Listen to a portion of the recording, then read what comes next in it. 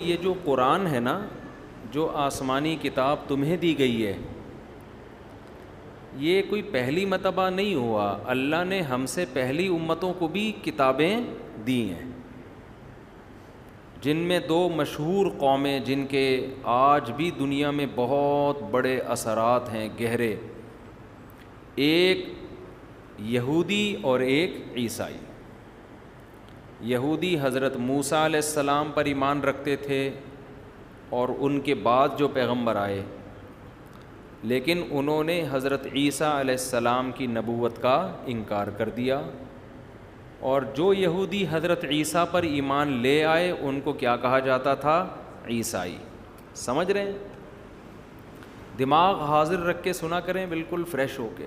میں کوشش کرتا ہوں کوئی ایسی بات نہ کروں جس سے آپ ٹینشن میں جانا شروع ہو جائیں. مشکل اردو بھی استعمال نہیں کرتا، بہت آسان. جس کے سر پہ بال نہ ہوں وہ تو ایک دم سمجھ جائے گا، کوئی رکاوٹ ہوگی نہیں. بال والوں کی تھوڑی ٹینشن ہوگی کہ تھوڑا اندر جانے میں ٹائم لگے. وہ بھائی کے سر پہ بال نہیں ہے نا، اس لیے مجھے دیکھ کے خیال آیا. تو قرآن کی دعوت اتنی واضح ہے. قرآن کہتا ہے ہم نے تم سے پہلے دو قوموں کو بھی کتابیں دی تھیں. موسیٰ علیہ السلام کو کوہ طور پہ بلا کے تورات دے دی اور بنی اسرائیل کو کہا کہ اس پر عمل کرو. بنی اسرائیل کی نالائقیاں اللہ نے بہت ذکر کی ہیں قرآن میں. اتنی نالائقیاں کیونکہ معجزے دیکھنے کے عادی ہو گئے تھے وہ. اب کوئی بات بھی عقل سے ان کی سمجھ میں نہیں آتی. ہر بات میں مطالبہ کرتے کہ اے موسیٰ آپ جو یہ بات کہہ رہے ہیں نشانی دکھائیں پھر مانیں گے ہم. یہ لت پڑ گئی ان کو. آپ اپنے بچے کو کوئی کام کا بولو، وہ نہیں کر رہا ہو، آپ کو یہ لو 5 روپے اور کام کر دو، وہ کام کرے گا. اگلی دفعہ جب آپ اسے کام کہو گے تو بغیر 5 روپے کے کرے گا کام وہ ہیں؟ کہے گا بھائی ابو 5 روپے چاہیے پھر کروں گا میں. بچے بھی کہہ رہے ہوں گے 5 روپے کا زمانہ گیا. تو بنی اسرائیل بھی ہر بات پہ مطالبہ کرتے. قرآن کہتا ہے بنی اسرائیل کو جب فرعون سے نجات ملی ہے، اللہ نے انہیں تورات دی. بنی اسرائیل نے کہا کہ ہم گواہ بنیں گے کہ اللہ آسمان سے آپ کو کتاب پکڑا رہا ہے. ہم اپنی آنکھوں سے یہ منظر دیکھنا چاہتے ہیں تاکہ ہمیں یقین آ جائے. کتنی بدبختی کی بات ہے یا نہیں ہے؟ ارے تم نے معجزے دیکھ لیے، تم نے فرعون کو ڈوبتے ہوئے دیکھ لیا، تم نے موسیٰ کی لاٹھی کو سانپ بنتے ہوئے دیکھ لیا، اب اتنے بڑے مطالبے کیوں کر رہے ہو؟ حضرت موسیٰ علیہ السلام جانتے تھے میری قوم نالائق ہے. 70 آدمیوں کو گواہ بنا کے لے گئے. قرآن کہتا ہے ہم نے موسیٰ علیہ السلام سے وعدہ کیا 30 راتوں کا. 30 راتوں کا آپ اعتکاف کریں کوہ طور میں، عبادت کریں، اس کے بعد ہم آپ کو تورات کی تختیاں پکڑا دیں گے. وَأَتْمَمْنَاهَا بِعَشْرٍ، پھر 10 اور ملا دیں اللہ نے. 30 کمپلیٹ ہونے کے بعد اللہ نے کیا فرمایا؟ 10 بولو. اور سے پتہ چلتا ہے گریوی سسٹم بہت پرانا ہے. ٹھیک ہے نا، یہ جو گریوی سسٹم ہے نا یہ بہت پرانا ہے. کہتے ہیں کہ موسیٰ علیہ السلام نے نا 30 دن جب روزے رکھے ہیں تو اس سے آپ کے معدے میں اسمیل پیدا ہو گئی جو منہ میں آتی تھی. جب بہت زیادہ روزے رکھتا ہے انسان ایک خاص بدبو پیدا ہو جاتی ہے. حدیث میں آتا ہے کہ اللہ کو روزے دار کے منہ کی بدبو مشک و عنبر سے زیادہ محبوب ہے. تو حضرت موسیٰ علیہ السلام نے اس بدبو کو ختم کیا اللہ کے پاس جانے کے لیے. تو اللہ نے کہا نا نا نا وہ بدبو مجھے چاہیے، آپ 10 روزے مزید رکھیں. تو موسیٰ علیہ السلام نے 40 دن مکمل کیے. 70 آدمی گئے، انہوں نے اللہ کا کلام سنا، تختیاں اپنی آنکھوں سے دیکھیں، لیکن موسیٰ علیہ السلام سے کہنے لگے نر اللہ جہرتن، اللہ کو بھی اپنی آنکھوں سے دیکھیں گے تو مانیں گے ہم. ارے اللہ کو تو اللہ نے اپنی زیارت تو موسیٰ علیہ السلام کو نہیں کرائی، اللہ تمہیں کیوں زیارت کرائے گا؟ اللہ کو غضب آیا اور ایک بجلی کی کڑک سے اللہ نے 70 کے 70 کو ہلاک کر دیا۔ حضرت موسیٰ علیہ السلام پریشان ہوئے کہ اللہ تو نے تو ان کو سزا دی ہے لیکن یہ گواہ ہی مر گئے، میں جب اپنی قوم کو جا کے بتاؤں گا کہ ان گواہوں نے اللہ سے یہ مطالبہ کیا تھا کہ ہم تجھے دیکھیں گے، اس پر اللہ کا عذاب آیا تو میری قوم میری باتوں پر یقین نہیں کرے گی، وہ کہے گی ایسا نہیں ہے، یہ تو آپ نے گواہی مار دی ہے۔ تو اللہ تعالیٰ نے ان گواہوں کو دوبارہ زندہ کیا۔ یہ تمام باتیں وہ ہیں جو آج یہودی بھی مانتے ہیں، ان کی بھی کتابوں میں یہ باتیں تواتر کے ساتھ چلی آ رہی ہیں۔ آپ لوگ کو آواز آ رہی ہے؟ گونج تو نہیں رہی آواز؟ نہیں آ رہی؟ صحیح آ رہی ہے؟ صحابہ کرام کی جو بڑی فضیلت ہے نا، صحابہ کرام نے بڑی بڑی قربانیاں دیں لیکن نبی صلی اللہ علیہ وسلم سے ایسے معجزوں کا مطالبہ نہیں کیا۔ سب سے پہلی لڑائی بدر کی، حضرت سعد رضی اللہ عنہ نے جب سب کو پتہ چلا نا کہ 313 کے مقابلے میں جو لڑنے کے لیے آ رہے ہیں وہ کتنے ہیں؟ 1000۔ یہ تو بڑی ٹینشن کی بات تھی بھائی، 313 اور ہمارے پاس لڑائی کا سامان بھی نہیں ہے، ہم لڑیں گے کیسے؟ نبی صلی اللہ علیہ وسلم پریشان ہوئے تو صحابہ انصار اور مہاجر نے آپ کو تسلی دی کہ یا رسول اللہ ہم بنی اسرائیل کی طرح نہیں ہیں جنہوں نے موسیٰ علیہ السلام سے کہا تھا اذهب انت وربک فقاتلا، آپ جائیں آپ کا رب جائیں دونوں لڑیں، ہم یہاں بیٹھ کر تماشا دیکھ رہے ہیں۔ یا رسول اللہ ہم بنی اسرائیل کی طرح نہیں ہیں، آپ ہمیں آگ میں کودنے کا حکم دیں گے ہم اس میں بھی کود جائیں گے۔ اللہ نے آخری نبی کے لیے جن لوگوں کا انتخاب کیا نا، چونکہ آپ آخری نبی ہیں، آپ کے بعد کوئی پیغمبر نہیں آئے گا، تو آپ کو جو ساتھی دیے گئے وہ بھی سلیکٹڈ تھے، بڑے خاندانی، کیونکہ اب آخری نبی نہیں آئے گا تو نبی کے دنیا سے جانے کے بعد نبوت کا کام کس سے لینا ہے؟ انہی صحابہ سے لینا ہے۔ تو لوگ اللہ نے آپ کو بڑے خاندانی دیے کہ ان سے لینا ہے، اور ان کی نسلوں میں دین ایسا جاری کیا، ایسی قربانی، 1400 سال گزر گئے، آج بھی اسلام مسلمانوں کی قربانیوں کی وجہ سے زندہ ہے۔ دنیا میں کوئی 1400 سال پرانا مذہب آپ کو ایسے زندہ نہیں نظر آئے گا۔ ٹھیک ہے مسلمانوں میں بڑی خرابیاں بھی ہیں، یوں بھی ہیں تو ایسے بھی ہیں تو ویسے بھی ہیں، آپس میں لڑتے بھی ہیں، فتوے بازی بھی کرتے ہیں، ایسا بھی کرتے ہیں تو ویسا بھی کرتے ہیں۔ او بھائی پازیٹیو چیزیں اگر اٹھا کے دیکھو گے تو آج بھی آپ کو وہ پازیٹیو چیزیں نیگیٹو سے زیادہ ملیں گی۔ آپ دوسری قوموں سے تقابل تو کرو۔ آج خوب سمجھ لو، ہماری تاریخ بیان کرنے والے لوگوں میں کچھ ایسے لوگ ہیں جو ہر وقت ہماری ہسٹری کا نیگیٹو پہلو آپ کے سامنے رکھیں گے۔ بنو امیہ ایسے تھے، حجاج بن یوسف ایسا تھا، محمد بن قاسم لٹیرا تھا، محمود غزنوی ڈاکو تھا، ٹیپو سلطان ایسا تھا، فلاں ایسا تھا، فلاں ایسا تھا، سراج الدولہ ایسا تھا۔ وہ پوری تاریخ خلافت عثمانیہ بدعتیوں کی تھی۔ بنو عباس باغی تھے، بنو امیہ چور تھے، لٹیرے تھے، لونڈے تھے۔ ایسا لگتا ہے کہ جیسے اسلامی تاریخ میں کوئی انسان کا بچہ پیدا ہوا ہی نہیں ہے۔ سمجھ رہے ہیں؟ تو اگر آپ گندی سوچ کے ساتھ، نیگیٹو سوچ کے ساتھ اسلامی ہسٹری کا مطالعہ کرو گے، آپ کو ہر آدمی چور ڈاکو نظر آئے گا۔ لیکن اگر آپ اسلامی ہسٹری کا مطالعہ کرو گے، اسٹڈی کرو گے نیوٹرل ہو کے، ٹھڑک پوری کرنے کا مقصد نہیں ہے کہ کسی قوم سے دشمنی نکالنی ہے، تو آپ کو نیگیٹیوٹی کے ساتھ پازیٹیو چیزیں آپ کو زیادہ نظر آئیں گی۔ محمد ابن قاسم بنو امیہ کا تھا، ٹھیک ہے، ظالم حکومت تھی، مانتے ہیں، بہت سے کام بڑے پازیٹیو بھی ہوئے ہیں، اسلامی سرحدیں بہت وسیع ہوئی ہیں لڑائی کے ذریعے۔ آپ کو پتہ ہے جب کوئی قوم بڑی بڑی طاقتور قوموں سے لڑتی ہے تو اس قوم میں کوئی خاصیت ہوتی ہے کہ وہ طاقتور قوموں سے لڑ کے جیت جاتی ہے؟ کوئی تو بات تھی کہ اسلامی سرحدیں بنو امیہ کے دور میں سندھ تک فوجیں داخل ہو چکی تھی مسلمانوں کی. 90 ہجری ہے، 90 ہجری محمد بن قاسم کا دور. 17 سال کی عمر میں محمد بن قاسم کو حجاج بن یوسف نے بھیجا سندھ فتح کرنے کے لیے.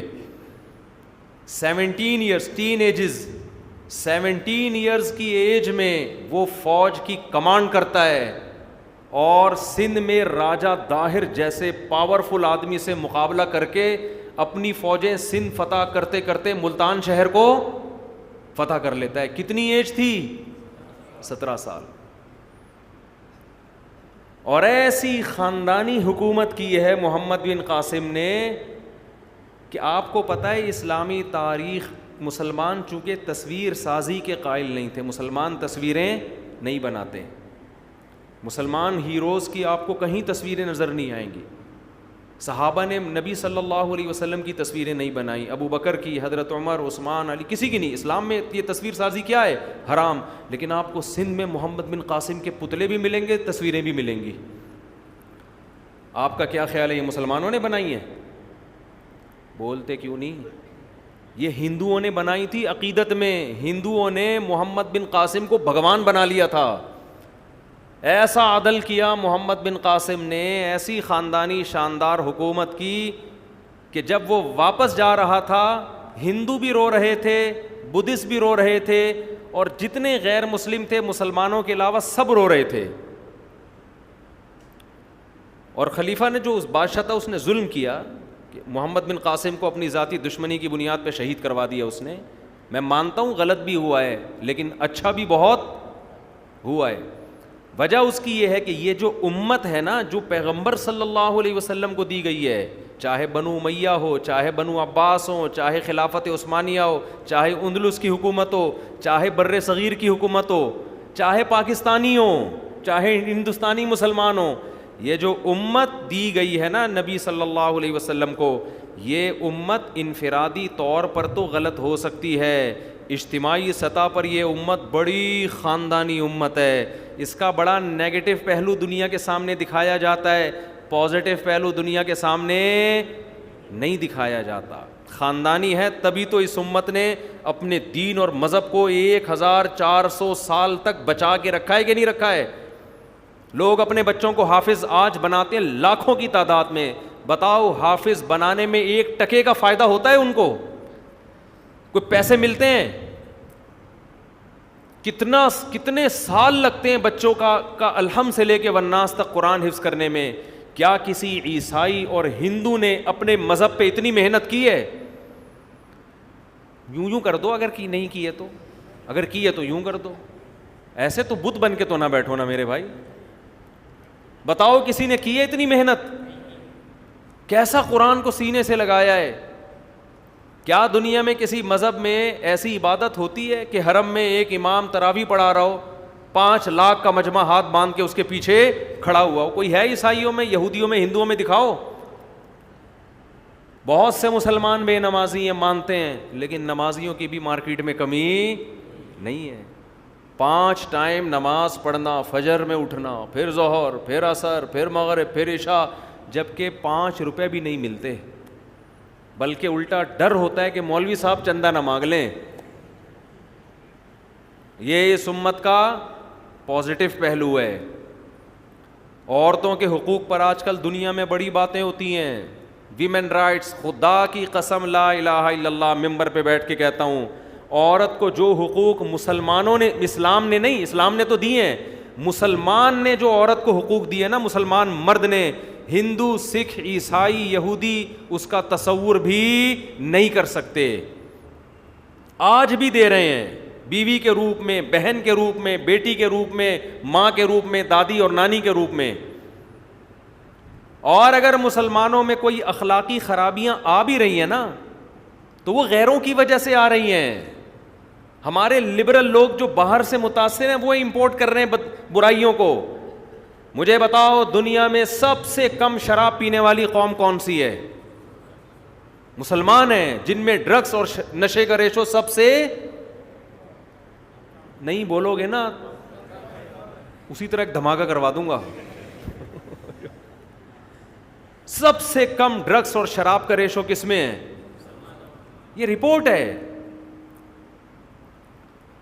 طلاق اسلام میں بہت آسان. پرسوں ترسوں میں کہیں سن رہا تھا کہ آج کل مارکیٹ میں لبرل لوگ بہت لبرل قسم کے مولوی بھی آ رہے ہیں مارکیٹ, شریعت کے مسائل ہی چینج کر دیے. ایک نے کتاب لکھی ہے, مجھے بھی دی, میں نے کہا خود ہی پڑھ لو بھائی, بکری کو کھلا دو. یہ کہنے لگے یہ جو طلاق کا نظام ہے نا, 3 طلاقیں دی رشتہ ختم, ایسا کچھ بھی نہیں ہے. اتنا گہرا رشتہ اور 3 دفعہ لفظ بولنے سے رشتہ ختم ہو جائے, یہ نہیں ہے, یہ تم لوگوں نے بنایا ہوا ہے. اور جو ایتھیس لوگ ہیں, جو لبرل مسلمان ہیں, وہ کیا کرتے ہیں, طلاق کے حکم کو کرنے چینج کر دیتے ہیں وہ کہ نہیں 3 نہیں ہوتی.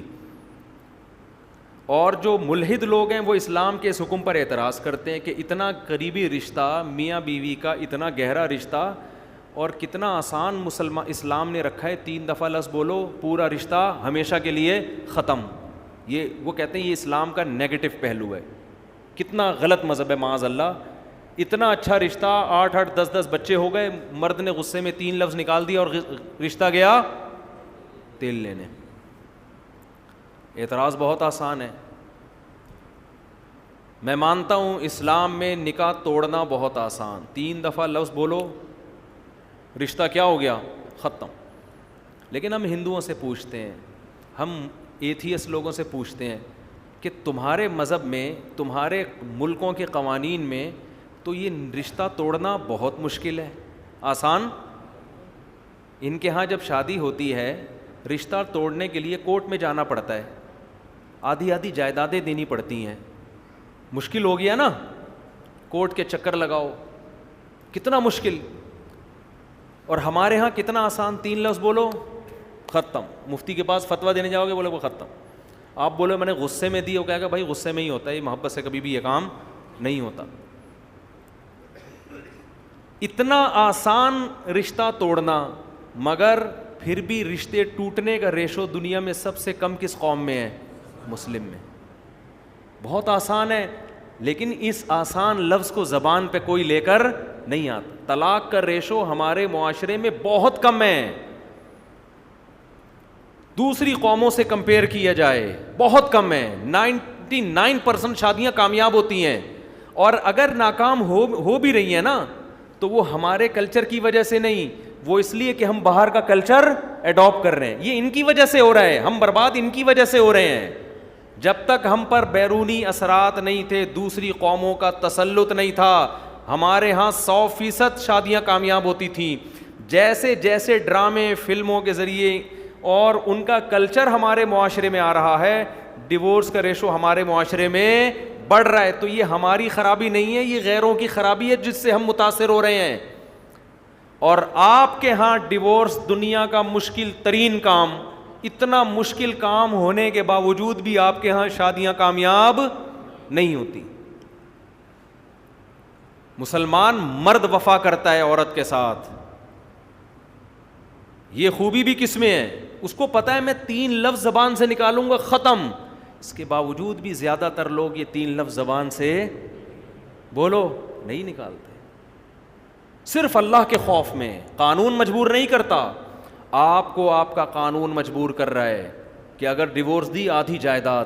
ہمارا اسلام کہہ رہا ہے صرف مہر دینا پڑے گا اور کچھ بھی بولو کچھ بھی نہیں دینا پڑے گا مہر کے علاوہ. زبان سے 3 لفظ نکالو گے قصہ ختم, پھر بھی نہیں نکالتے. کیوں؟ ڈر کس کا ہے؟ اس ذات کا, وہ طلاق کو پسند نہیں کرتا. تو خوبی کس قوم میں ہوئی؟ مسلمان قوم میں. تو اتنے گندے ہم نہیں ہیں بھائی جتنا ہمیں بتایا جاتا ہے. یہ نبی آخری نبی ہیں, ان کو جو امت دی گئی وہ آخری امت ہے, تو امت میں خرابیاں آئیں گی. ایسی خرابیاں نہیں آئیں گی کہ امت ہی کا بیڑا غرق ہو جائے, کیونکہ اس امت کو نبوت والا کام دیا گیا ہے. یہ امت ہے جو دین کو باقی رکھے گی. کرپٹ لوگ, برے لوگ اپنے دین اور مذہب کو باقی نہیں رکھ سکتے, اس کے لیے قربانی دینی پڑتی ہے. قوم کے لیے اور مذہب کے لیے قربانی کی بات کرو تو ابھی پڑوسی ملک میں دیکھ لو ہوا کیا ہے. میں اکثر لوگوں سے کہتا ہوں کہ کہانی نا الٹی کر کے دیکھا کرو, پتہ چلے گا. کہانی الٹی کر کے دیکھو. فرض کرو 42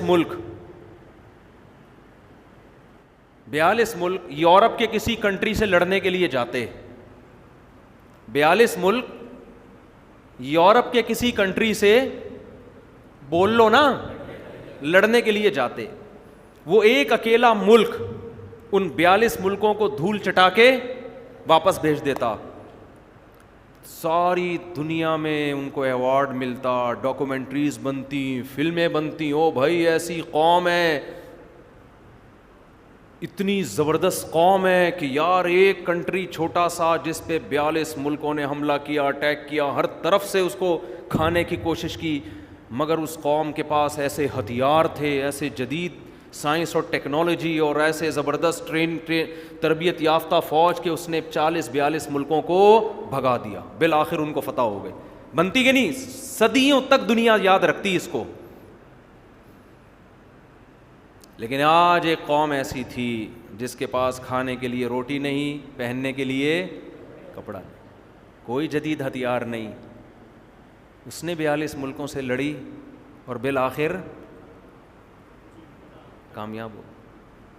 کوئی ڈاکومنٹری نہیں، کوئی اخبار میں ہلکی سی خبر کہ جی نیٹو نے اپنی افواج واپس بلانے کا فیصلہ کر لیا، اتنی سی ہلکی سی خبر آئی معمولی سی، اس خبر میں بھی میرا خیال ہے کوئی آدھی مین اس پہ تھی، آدھی حاشیے میں تھی، ٹھیک نا، بقیہ پہ دیکھیں وہ بھی نہیں تھی۔ او بھائی یہ بھی نیشن کے، یہ بھی اس کے پیچھے کیا تھا؟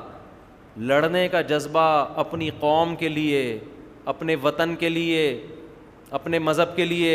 آج جتنا مسلمان میں ہے دنیا کی کسی قوم میں اس کا 1000واں حصہ بھی نہیں ہے۔ یہ بھی تو ہماری خوبی ہے، اس کو کیوں نہیں مانتے؟